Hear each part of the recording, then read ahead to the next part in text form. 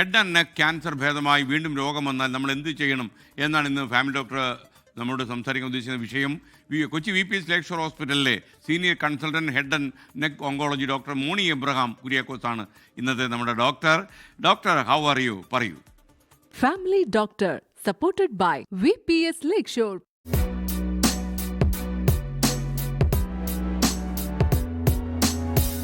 എനിക്ക് നിങ്ങളോട് പറയാനുള്ളത് head and neck cancer treat ചെയ്തിട്ട് തിരിച്ചു വന്നാൽ എന്ത് ചെയ്യാം എന്നുള്ളതാണ്. നമുക്കറിയാമല്ലോ, ഇന്ത്യയിലെ ഏറ്റവും കൂടുതലായിട്ട് വരുന്ന ഒരു ക്യാൻസറാണ് ഹെഡ് ആൻഡ് നെക്ക് ക്യാൻസർ. വായിൽ, തൊണ്ടയിൽ അല്ലെങ്കിൽ സൈനസുകളിലുണ്ടാകുന്ന ക്യാൻസറാണ്.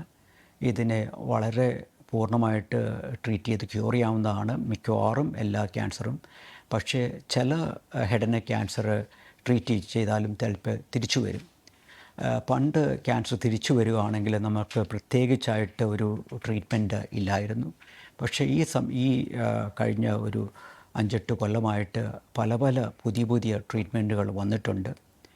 ആ ട്രീറ്റ്മെൻറ്റ് വന്നുകൊണ്ട് ഈ ക്യാൻസർ തിരിച്ചു വന്നാൽ തന്നെ അതിനെ നമുക്ക് കറക്റ്റായിട്ട് ട്രീറ്റ് ചെയ്ത് നമുക്കതിനെ ക്യൂർ റേറ്റ് കൂട്ടാവുന്നതാണ്.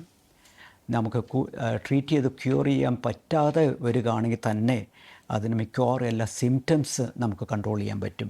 പെയിനാണ് ഏറ്റവും കൂടുതലായിട്ട് വരുന്ന സിംറ്റം.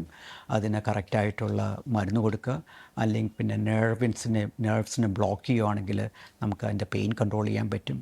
അതിൻ്റെ കൂടെ തന്നെ ഭക്ഷണം കഴിക്കാൻ ബുദ്ധിമുട്ടുണ്ടെങ്കിൽ അതിനുള്ള അപ്രോപ്രിയേറ്റ് ആയിട്ടുള്ള ട്രീറ്റ്മെൻറ്റ് ചെയ്യാവുന്നതാണ്.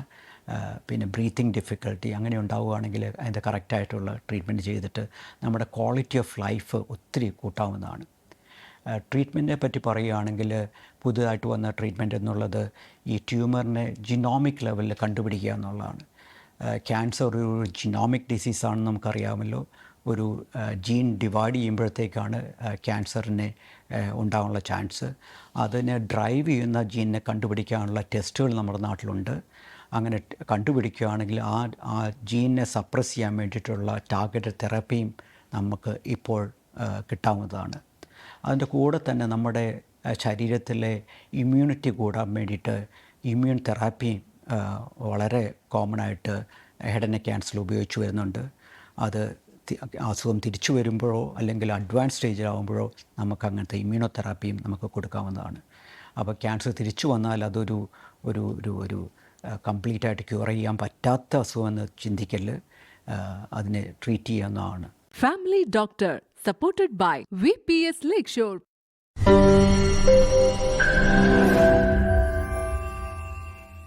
ലോകത്തെവിടെയായാലും ഏത് സമയത്തും 24 വാർത്തകളും ഓഗ്മെന്റഡ് റിയാലിറ്റി പാക്കേജുകളും എക്സ്പ്ലെയിനറുകളും വിശദമായി കാണാൻ ഞങ്ങളുടെ YouTube ചാനൽ നിങ്ങൾക്ക് സബ്സ്ക്രൈബ് ചെയ്യാം.